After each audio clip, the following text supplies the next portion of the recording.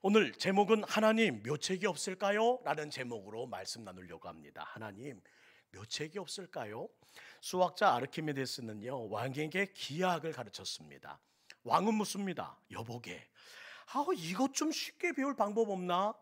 대답이 이어집니다. 왕이시여, 길에는 왕의 길이 있고 신하의 길이 다를 줄 압니다. 그러나 배움에는 왕도가 없습니다. 이것이 바로 유명한 명언으로 남았지요. 한마디로 배움에는 묘책이 없다는 겁니다. 근데 묘책이 없을 때 읽는 게 상칙이고 잃어버리는 것이 가장 유익한 방법 같는데 잊어버려지던가요? 아니요. 사람들이 너도 나도 스트레스를 달고 사는 일은 묘책이 없을 때 잊어버려야 하는데 잊어버리지 못하고 살더라는 겁니다. 저는 우리 모든 성도님들이 오늘 말씀을 통해 묘책이 없을 때 하나님께 맡겨버리고 잊을 수 있는 여러분 되기를 주의 이름으로 부탁드립니다. 오늘 본문으로 들어가 볼까요? 여호수아 1장 1절과 2절 말씀입니다. 오늘 이 말씀에는 중요한 한 사건이 있어요. 함께 읽습니다. 시작.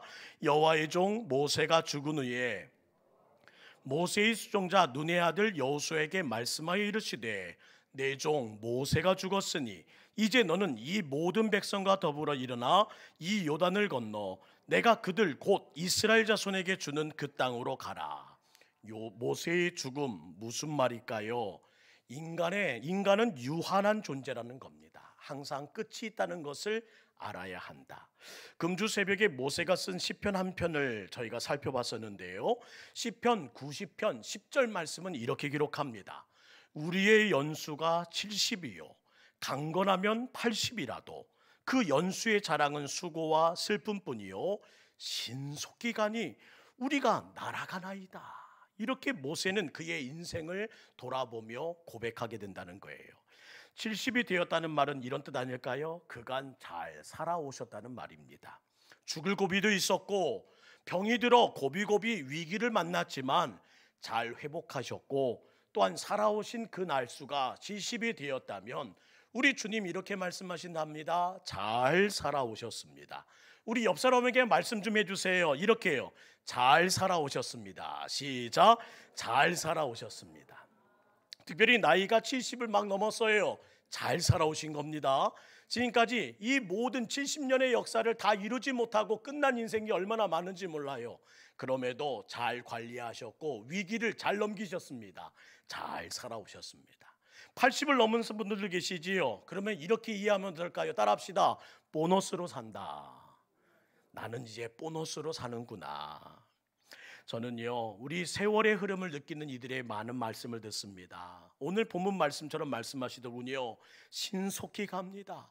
마치 내 시간이 날아가는 것 같아요. 저는 이 말씀을 묵상하다 보니까 갑작스럽게 알게 된 하나의 진리가 있습니다. 인생은 두루마리 휴지 같다. 두루마리 휴지. 처음에는 천천히 풀리는 것 같더군요. 그런데 끝으로 가면 갈수록 왜 이렇게 빨리 사라지는지요.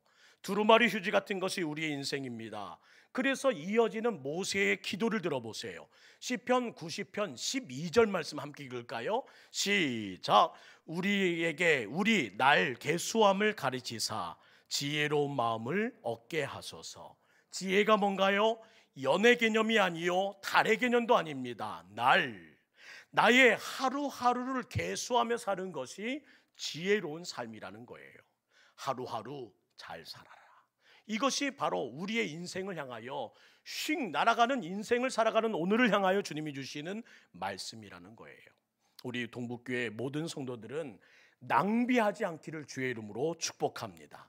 참으로 짧은 인생이에요. 낭비하지 말고 주님의 뜻대로 살기를 주의 이름으로 축원하며 오늘 모세의 죽음 앞에 우리들은 이렇게 깨닫기 원합니다. 인간은 유한한 존재다. 여호와의 종 모세가 죽고 나서 그의 후계자 여호수아가 그를 대신해서 후임자로 세워집니다. 이스라엘 백성에게 있어서 모세는요 절대적인 존재였고요. 하나님의 대리자였으며 위엄과 존엄은 우리 모든 백성들을 압도할 만큼 하나님께서 크게 세워주신 리더였습니다. 그런 상황 가운데 후계자가 된다? 정말 두렵고 떨리고 주눅들 일이겠지요. 여호수아 1장을 가만히 살펴보면요 제가 처음에 말씀드린 것처럼 그 스트레스가 느껴집니다. 여호수아의 스트레스, 분명 위기입니다. 그런데 성경은 우리의 시각을 뒤져버립니다. 위기는 기회다. 이것이 성경에서 말씀하시는 하나님의 메시지라는 거예요. 위기는 뭐라고요? 기회다. 우리 모든 성도가 우리 인생에 찾아오고 우리 교회와 이 나라와 가정에 위기가 찾아올 때마다 이렇게 말씀하기 원합니다. 기회가 왔구나. 따라합시다. 기회가 왔구나. 위기를 만나셨습니까? 뭐라고요? 기회가 왔구나. 건강의 위기, 기회가 왔구나. 가정의 위기, 기회가 왔구나. 우리는 상황이 좋을 때가 적기라고 생각합니다. 지금 같은 상황이 또 언제 와? 지금이 적기야. 가장 좋은 때. 이것이 세상 사람들이 말하는 말씀이거든요. 적기. 그런데 성경이 말하는 적기는 뭘까요? 하나님이 말씀하실 때가 적기입니다. 따라합시다. 하나님이 말씀하실 때. 오늘 그러면 이스라엘은 적기를 만났습니다. 왜요? 하나님이 말씀하세요. 가라, 해라, 지금이다. 그때가 적기입니다. 하나님이 말씀하실 때. 큰 산과 같은 리더, 감히 두 눈으로 똑바로 쳐다볼 수 없었던 지도자, 신적 대리자였던 모세의 위엄은 여호수아를 더욱 위축시켰습니다. 그런 여호수아에게 하나님이 말씀하셨다. 무슨 뜻이라고요? 지금이 적기야. Never stop. 걸음을 멈추지 마. 모세가 죽었다고 하여 내가 계획했던 가나안 정복을 멈추면 안 된다. 지금이 적기야. 오늘 읽은 2절의 세 동사를 주목하셔야 돼요. 일어나라는 단어와 건너라는 단어와 가라라는 단어가 우리 앞에 선포됩니다. 그런데 가만히 본문을 보면요, 상황이 좋아서도 적들의 기세가 꺾인 것도 지금이 싸우기 좋은 계절이어서 이런 분석은 하나도 존재하지 않습니다. 오직 명령뿐, 심지어 명령에 대한 대책을 세워주시는 것도 보이지 않습니다. 우리는 이전에 12명의 정탐꾼의 보고를 너무나 잘 알고 기억합니다. 민수기 13장 33절, 거기서 레프림 후손인 아낙 자손의 거인들을 보았습니다. 우리는 스스로 보기에도 뭐 같다고요? 메뚜기 같아요. 그들이 보기에도 그와 같을 겁니다. 그들은 거인, 우리는 메뚜기. 거인들이 떡 버티고 있는 가나안 땅에 들어가는 것, 메뚜기가는 이스라엘 향해서 주신 말씀은 단지 8절 말씀입니다. 우리 이 모든 열악한 상황에 주신 말씀 우리 함께 읽을까요? 1장 8절 시작. 이 율법책을 내 입에서 떠나지 말게 하며 주의하러 그것을 묵상하여 그 안에 기록된 대로 다 지켜 행하라. 그리하면 내 길이 평탄하게 될 것이며 내가 형통하리라. 여호수아 입장에서 한번 생각해 보았어요. 이런 반문 나오지 않을까요? 하나님, 아유 그 정도는 저도 압니다. 말씀 따라가는 거 알지요. 주님께서 함께 하시는 거 알지요. 그래도 제 입장 한번 생각해 봐 주시라고요. 좀 다른 거 주시면 안 됩니까? 신무기를 주시든지, 거인들을 한 방에 쓰러뜨릴 급소를 가르쳐 주시든지, 아니면 모세가 가졌던 그 기적의 지팡이를 제 손에 들게 하셔서 이스라엘 백성 앞에 하나님이 주신 지팡이입니다 라고 선언하게 하시든지, 이런 방법도 있잖아요. 그러나 말씀을 쭉 읽어나가도 어디에도 여호수아의 반문은 찾아볼 수가 없습니다. 그는 오히려 일어나, 건너, 가라 하는 이 세 가지 명령에 반문을 갖지 않고 즉각 반응하였다는 것이 11절 내용이에요. 진중에 두루 다니며 그 백성에게 명령하여 이르기를 이제 양식을 준비하라. 사흘 안에 너희가 이 요단을 건너 너희의 하나님 여호와께서 너희에게 주사 차지하게 하시는 땅을 차지하기 위하여 들어갈 것임이니라 하라. 준비하라. 사흘 안에 우리는 쳐들어간다. 여호수아의 눈에는 강력한 신무기도, 거인들의 급소도 보이지 않았습니다. 여호와의 손에는 모세가 가졌던 그 기적의 지팡이조차 쥔 것이 없었습니다. 다 없지만 오직 하나 있습니다. 따라합시다. 기름 부으심. 다 없지만 하나 있었다. 그것이 뭐예요? 하나님의 기름 부으심이 그와 함께했다. 하나님은 뭘 시키실 때 그냥 시키는 법이 없습니다. 저는 그래서 눈에 보이는 그 무엇이 없다 할지라도 우리 모든 성도들에게 꼭 부어주시기를 위해 기도하는 것이 있습니다. 주여, 우리 동북교회에 부어주십시오. 하나님의 기름 부으심을 우리 권사님 찬양하는 이 자리에 계신 우리 권사님 한 분 한 분에게 부어주십시오. 하나님의 기름 부으심이 강단에서는 종에게 부어주십시오. 하나님의 기름 부으심이. 기름 부으심과 능력은 항상 하나님이 주시면서 하라고 하시는 거예요. 그런데도요, 하도 못 믿으니까, 그렇게 하라고 하는데도 하도 못 믿으니까 뭐라고 하시는지 아세요? 반드시, 내가 반드시 라는 단어를 주님은 계속 반복하십니다. 히브리서 6장 14절 말씀 보세요. 함께 읽을까요? 이르시되 내가 반드시 너에게 복주고 복주며 너를 번성하게 하고 번성하게 하리라 하셨더니, 반드시라는 약속 외에도 반복까지 하시네요. 복주고 복줄게, 번성하게 하고 번성하게 할게, 반드시. 기름 부음 받은 여호수아는요, 오직 하나님 말씀 하나만 붙들고 주님이 부어주시는 기름 부으심 하나만으로 주님 앞에 나갔다는 것이 오늘 본문을 통해 여호수아의 믿음이라고 보여주신 것, 또한 오늘 이 저녁에 우리 모두에게 하나님이 요구하시는 믿음이 바로 이거라는 것을 우리에게 말씀하고 계신다는 겁니다. 너희 눈에 아무것도 보이지 않아도 나를 믿고 나의 약속을 믿고 행해보렴. 그리하면 형통한단다. 내가 너와 함께하마. 그러나 믿지 않으면 누리지 못하게 돼. 오늘 1장 4절 말씀 보세요. 곧 광야와 이 레바논에서부터 큰 강 곧 유브라데 강까지 해쪽 속의 온 땅과 또 해지는 쪽 대해까지 너희의 영토가 되리라. 여기에서부터 저기까지가 다 너의 영토가 될 것이니 가라. 반드시 이 모든 것을 너의 영토가 되게 하리니 가라 하시는 말씀이 4절에 선포됩니다. 하나님이 약속하신 이 땅을 이스라엘 역사 가운데 얻은 적이 있던가요? 단 한 번이라도요? 없어요. 여기부터 여기까지라고 주님은 다 보여주시며 이것이 너의 땅이 될 거야 라고 말씀하시지만 믿지 못하니까 어떻게 됐다고요? 누리지 못하게 되었다. 저는 오늘도 우리 하나님의 거룩한 은혜 안에서 모든 성도들에게 다시 한번 부탁합니다. 믿지 못하면 누리지 못해요. 믿지 못하면 내 것이 되지 못해요. 믿지 못하면 아무 일도 일어나지 않아요. 오늘 이 밤 믿음이 되살아나는 여러분 되기를 주의 이름으로 축원합니다. 사랑하는 성도 여러분, 습득된 절망감이란 단어를 아십니까? 벼룩은요, 자기 키보다 70배를 뛰어오른대요. 이게 벼룩의 장점입니다. 근데 이 벼룩을요, 못 뛰게 하는 방법이 있어요. 뭔지 아세요? 이 컵을요, 뒤집어 놓습니다. 그래서 컵 안에 벼룩을 가두면 어떻게 되냐고요?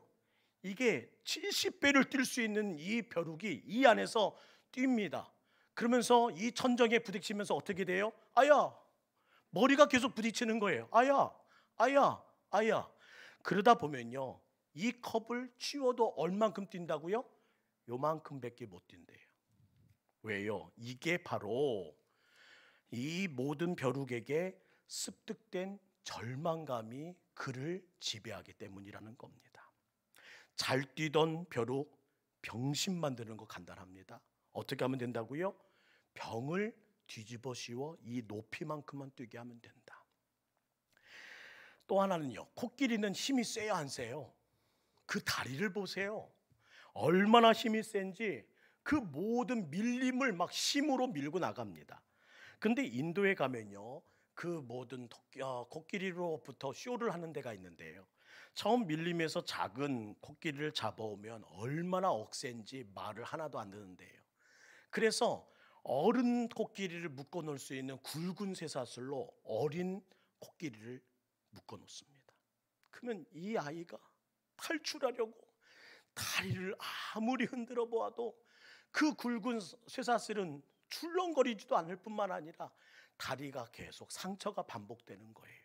그렇게 하루, 이틀, 한 달을 묶어 놓으면요, 어느 순간 지쳐버린 이 어린 코끼리가 쇠사슬을 덜컥 풀어줬음에도 불구하고 반항하지 않고 탈출하지 않고 그냥 그 자리에 서 있다는 겁니다. 그것이 바로 힘센 코끼리를 병신 만드는 방법이라는 거예요. 끊을 수 없는 쇠사슬을 며칠 묶어 놓으면 된다. 이것이 습득된 절망감의 위험성이거든요. 근데 오늘날 우리의 모습이, 기도한다고 모인 저희들의 모습이 이렇게 될 수 있더라는 겁니다. 어느 순간부터 습득된 절망감에 빠져 있더라. 사람들은 묘책을 원합니다. 그러나 주님은 말씀하십니다. 내 말을 믿으라고요. 사람들은 눈에 보이는 뭔가를 요구합니다. 그러나 주님 말씀하십니다. 내 말을 믿어야 한다고요. 기독교 신앙은 하나님의 말씀 외에 다른 묘책이 없습니다. 교회 역사 가운데 밝혀진 진리가 뭐예요? 하나님 말씀이 이 심령을, 하나님의 말씀이 내 생활을, 하나님의 말씀이 내 장래를 모두 다 바꾸신다는 거예요. 왜요? 오직 말씀이 내 한계를, 오직 말씀이 내 제한된 상황을 깨는 힘이 있거든요. 우리의 모든 삶 가운데 습득된 절망감, 습득된 우리의 모든 한계를 뛰어넘을 수 있는 힘은 어디에 있다? 하나님 말씀으로 다시 살아낸 야성, 하나님의 말씀으로 살아낸 용기, 하나님 말씀으로 살아낸 믿음으로만이 가능하게 된다는 사실을 오늘 주님은 우리에게 말씀하신다는 거예요. 사랑하는 성도 여러분, 오늘 이 밤 저와 여러분의 한계를 깨고 제한된 상황을 깨기 위한 제안 하나를 드리려고 합니다. 기도하되 작게 하지 말고요, 크게 기도하세요. 마치 주님 앞에 내 비명을 지르는 것처럼 크게 기도함으로 하나님께 여러분의 마음을 고스란히 전해드리는 오늘 밤이 되기를 주의 이름으로 부탁드립니다. 절망된 좌절감은요, 이 목소리를 사라지게 만듭니다. 이 간절함을 잠재우게 만듭니다. 우리의 기도 소리를 갈수록 적게 만듭니다. 그러다 보니 우리 안에 더 큰 절망감이 주렁주렁 열매를 맺어 가더라는 거예요. 여러분이 생각하는 기도 내용에 또 하나 크게 목소리를 지르되 이렇게 한번 부탁드릴게요. 100을 곱하세요. 여러분의 기도 제목에 나는 100을 곱하겠다. 오늘 가지고 나오신 기도 제목에 여러분 100을 곱하는 여러분 되기 원합니다. 그러면요, 자녀를 위해 기도하신 분 있습니다. 주여, 나에게 자녀 한 명만 주십시오. 명명을 달라고 기도해야 돼요? 아멘. 주여, 내게 100명의 아이를 주십시오. 그때 비로소 바울에게 디모데와 디도가 있었던 것처럼 믿음의 자녀 99명을 낳을 수 있는 하나님의 기회가 열리는 거라고요.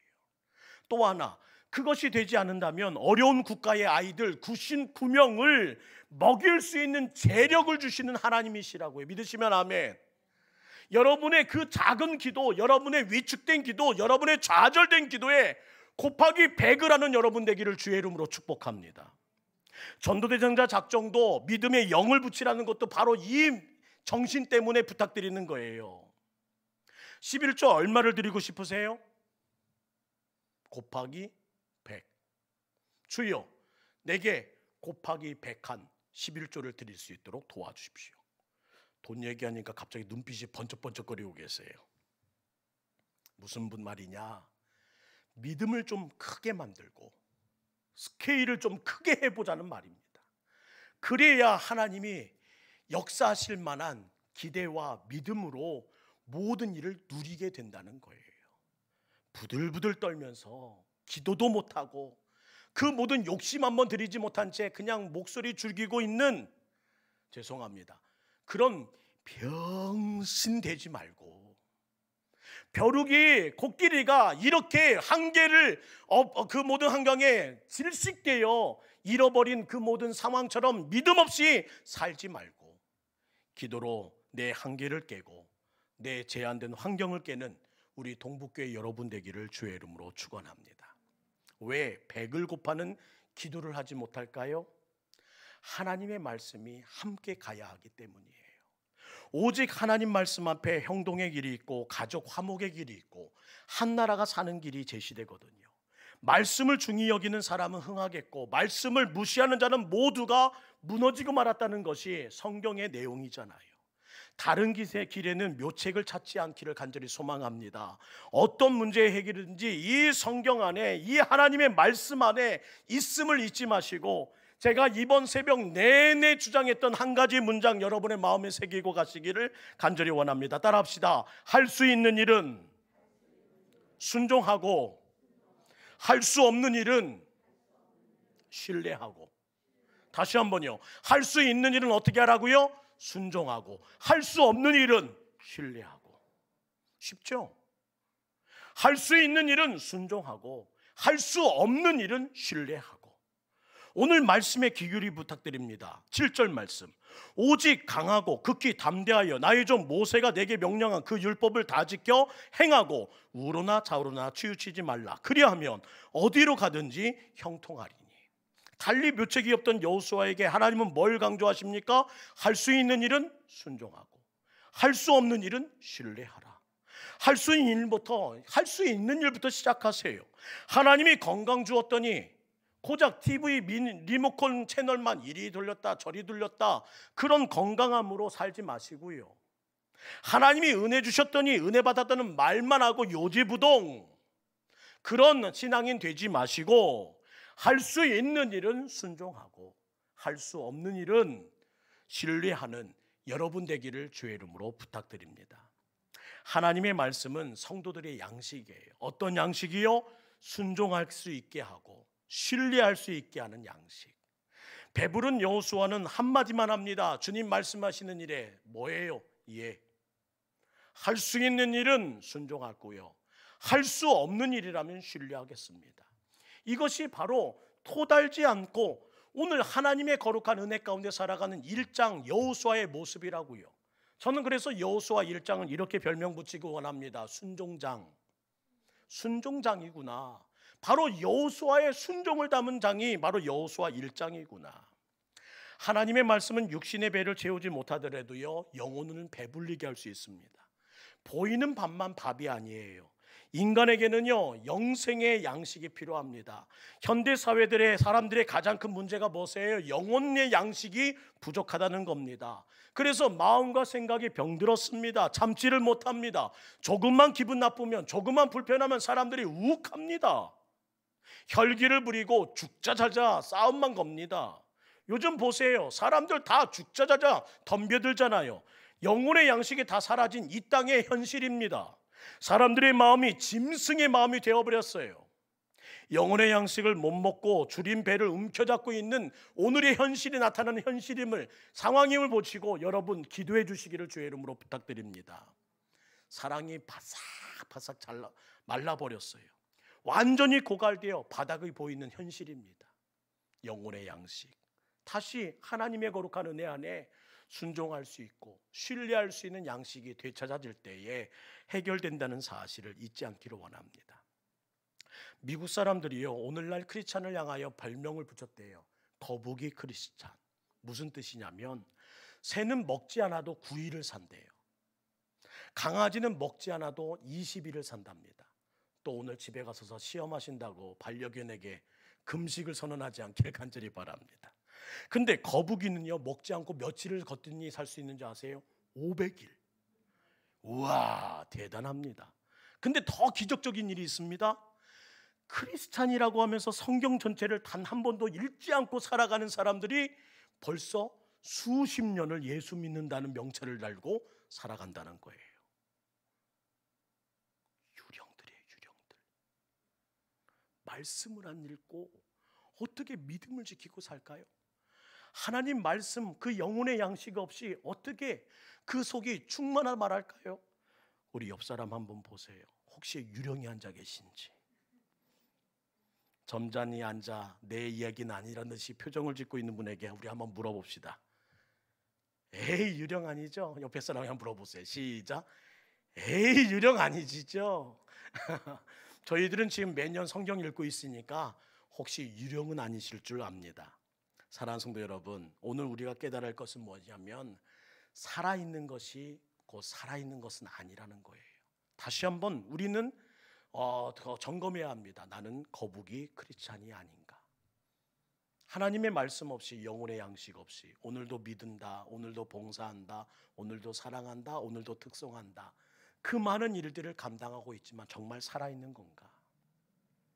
로마서 7장 22절 23절 말씀 보세요. 항상 이 싸움에 노출됐던 바울의 한숨 섞인 한마디입니다.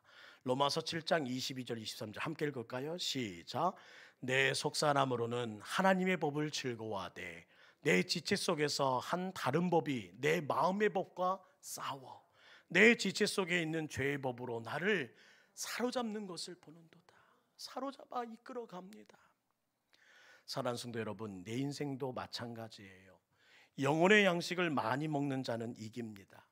서둘러 여러분의 심령에 신령한 젖을 먹이는 여러분 되길 원하고, 강단에서 선포되는 하나님의 말씀에, 집에서 읽고 있는 성경 말씀에 더 사모함으로 더 영혼의 양식을 채워나가는 여러분 되기를 주의 이름으로 축복합니다. 오늘 설교를 준비하는 담임 목사는요, 오늘 밤에 이렇게 예배당에서 또한 각 가정에서 온라인으로 예배드리는 성도에게 하나님 사랑 듬뿍 담아 보약 한 제씩 지어드리고 싶습니다 하는 마음을 가지고 오늘 설교를 준비했어요. 보약에는 연약해진 부분을 강하게 하는 회복의 능력이 있다면서요. 저는 우리 모든 성도들이 회복의 능력을 경험하고 다시 한번 살아나는 역사를 경험하길 주의 이름으로 축원합니다. 한 청년 유대인이 전쟁터에 나가는데요, 지혜롭기로 소문난 나이 지긋한 랍비를 찾아갔습니다. 그리고 그에 있는 불안을 이렇게 털어놔요. 선생님, 제가 이제 전쟁터로 나가야 하는데 너무나 마음이 불안합니다. 혹시 제가 붙들고 기도해야 될 도움될 말씀이 있다면 좀 주십시오. 그 한마디 붙들고 가겠습니다. 그저 랍비가 이렇게 말하는 거예요. 당신이 떠나기 전에 한마디, 그리고 돌아와서 한마디를 주겠네. 그러자 떠나기 전에 한마디가 준 것이 이거였어요. 절대 두려워하지 말게나. 절대 두려워하지 말게나. 그는 끝까지 두려워하지 않기 위하여 마음의 두려움을 눌러가면서 결국 전쟁을 마치고 안전하게 돌아옵니다. 그리고 돌아와서는 랍비 앞에 다시 씁니다. 선생님 말씀처럼 두려움 이겨내고 잘 돌아왔습니다. 그런데 돌아와 주신다는 말씀은 뭐였나요? 궁금합니다. 그러자 랍비가 이렇게 답했다는 거예요. 그때는 그렇게 할 걸 하면서 후회하지 말게나. 그때는 그렇게 할 걸. 많은 사람들이 돌아와서는요, 전쟁터에서 그 순간에서는 그렇게 할 걸, 그렇게 할 걸 하면서 후회하더라는 거예요. 참 의미 있는 가르침이란 생각이 들었습니다. 요즘 실패하는 사람들의 공통 분모가 뭔가요? 늘 말하지요. 늘 두렵다. 늘 말하지요. 늘 후회된다. 자기를 한번 점검해 보세요. 난 어떤지요? 나는 내 인생의 오늘 하루를 늘 두려움으로, 늘 후회됨으로 살고 있지는 않으신지요? 그런 우리에게 주신 하나님의 말씀이 여호수아 1장 7절부터 9절 말씀입니다. 오늘 우리에게 주신 말씀으로 믿고 천천히 한번 이곳에 새기면서 다시 한번 읽어 나갈까요? 시작. 오직 강하고 극히 담대하여 나의 종 모세가 내게 명령한 그 율법을 다 지켜 행하고 우로나 자로나 치우치지 말라. 그리하면 어디로 가든지 형통하리니 이 율법책을 내 입에서 떠나지 말게 하며 주야로 그것을 묵상하여 그 안에 기록된 대로 다 지켜 행하라. 그리하면 내 길이 평탄하게 될 것이며 내가 형통하리라. 내가 내게 명령한 것이 아니냐. 강하고 담대하라. 두려워하지 말고 놀라지 말라. 내가 어디로 가든지 내 하나님 여호와가 너와 함께하느니라 하시니라. 두려움을 이기기 위해서는요, 강하고 담대해져야 합니다. 후회를 이겨내기 위해서는 뭘 해야 될까요? 감사해야 합니다. 감사. 생각을 오늘 밤 바꿀 수 있기 원합니다. 내 한계를, 내 제한된 상황을 깨라고요. 오직 하나님 말씀이 이것을 깰 수 있는 힘과 양식을 공급합니다. 제 마음을 잠시 전하고 설교를 마치려고 합니다. 어제는 제가 동북교회 부임한 지 3년이 되는 날입니다. 어제 축하해 주신 우리 권사님들께 진심으로 감사드립니다. 눈치를 채신 분도 계시지만 요즘 금요 성령 집회 설교는요, 제가 부임하고 전했던 주일 설교 본문과 제목을 가지고 다시 각오를 되새기고 다시 리마인드하면서 제 자신을 3년 전 그 자리로 돌아볼 뿐만 아니라 그때 제게 주신 하나님 말씀으로 우리 성도들과 함께 은혜를 나눕니다. 처음 부임해서 가장 많이 들은 말씀이 뭐일까요? 목사님, 우리 교회는 젊은 사람 없고요, 나이 든 사람만 있어요. 어째요? 제가 절망했을까요? 안 했을까요? 절망했습니다. 어쩐담 정말로 와서 딱 강단에 섰는데 다 나이 드신 분들만 앉아 계신 것처럼 보이더라고요. 그런데 낙심한 저에게, 엎드려 기도하는 저에게 주님이 이렇게 말씀하시더군요. 오 목사, 이 교회 봤어? 네, 봤지요. 참 소망 있지 않니? 소망이요? 제가 너무나 당황해서 주님께 따져 물었습니다. 소망이라고요? 그러자 주님이 이렇게 말씀하시더군요. 소망. 봐봐, 저분들이 떠나겠어? 저분들이 교회에 떠나겠냐고? 아니요. 그러면 이젠 젊은 사람만 들어오는 일만 남았잖아. 이야, 얼마나 소망이 있어. 강하고 담대하기만 하면 돼. 그 마음 가지고 지난 3년 달려왔습니다. 주님께 주셨던 그때의 말씀이 시편 55편 22절이었어요. 내 짐을 여호와께 맡기라. 그 말씀은 그동안 제가 붙들고 살아왔거든요. 근데 그 이후의 말씀을 저에게 보여주시더라고요. 함께 읽을까요? 시작. 그가 너를 붙드시고 의인의 요동함을 영원히 허락하지 아니하시리로다. 저와 여러분은 흔들리고 싶어도 하나님이 허락하지 않으시면 흔들릴 수 없더라는 겁니다. 이게 하나님의 자녀예요. 아무리 흔들어 놓으려고 해도 하나님 허락 없이는 흔들 수 없는 것, 그것이 하나님의 자녀입니다. 하나님의 자녀에게 말씀하십니다. 항상 기뻐하라, 쉬지 말고 기도하라, 범사에 감사하라. 이것이 그리스도 예수 안에서 너희를 향하신 하나님 아버지의 뜻이니라. 어제 세종시에 대신방 다녀왔습니다. 늦은 저녁까지 신방하고 돌아오는데요, 지친 몸 기차를 타고 또 전철에 몸을 싣고 오려니까 좀 피곤했던 것 같아요. 그러다 보니까 짜증이 났는지요, 서울역 지하도에서요 공중전화를 거는 한 여성이 몸에 귀에 걸리는 겁니다. 얼마나 소리를 지르는지, 욕은 얼마나 하는지 사람들이 다 힐끌힐끌 보는데도 그 감정을 주체하지 못해요. 심지어 가래를 바닥에다 퇴퇴 뱉으면서 일을 하는데요, 아이고, 그 순간에 제 마음이 너무나 불쾌해졌습니다. 주여, 저런 여자를 보면 어찌 기뻐할 수 있고 감사할 수 있고 행복하다고 말합니까? 아이고, 제 감정이 이렇게 연약한지 몰랐습니다. 그런데 그때 성령 하나님이 이렇게 말씀하시더군요. 저 여자가 네 아내가 아닌 것이 얼마나 기뻐한 일이니? 저 여자가 네 아내가 아닌 것이 얼마나 기쁜 일이니? 그래서 제가 제 아내의 손을 꼭 잡고 왔습니다. 하나님, 묘책이 없을까요? 내가 느끼는 한계, 제한된 내 상황이라도 왜 묘책이 없습니까? 내 두려움을, 내 지난 후회를, 내 걷잡을 수 없는 감정을, 내 두려움을, 내 모든 마음의 불편함을 바꾸실 수 있는 분이 계시는데 바로 성령 하나님이시요. 오늘 그 모든 것을 깰 수 있는 힘이 있는데 그것이 바로 하나님의 말씀이라는 거예요. 이렇게 말씀 주시는 오늘이 있음이 오늘 주님께서 우리에게 말씀하시는 뜻 아닐까요? 지금이 적기야, 적기. 지금이 적기라고. 사람들은 눈에 보이는 상황, 좋은 상황을 말할 때 적기라고 말하지만 저는 하나님이 내게 쉴 수 없이 말씀해 주시는 이 시간이 가장 훌륭한 적기라고 믿습니다. 오늘 여러분에게 하나님 말씀하고 계십니까? 그렇다면 오늘이 여러분이 승리할 적기입니다.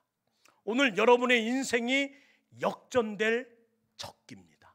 오늘 여러분의 삶을 바꾸실 하나님이 정하신 적기입니다. 오늘 하나님의 말씀 붙들고 여러분의 모든 삶 가운데 굳건함으로 이겨냄으로 나가는 여러분 되기를 주의 이름으로 축원합니다.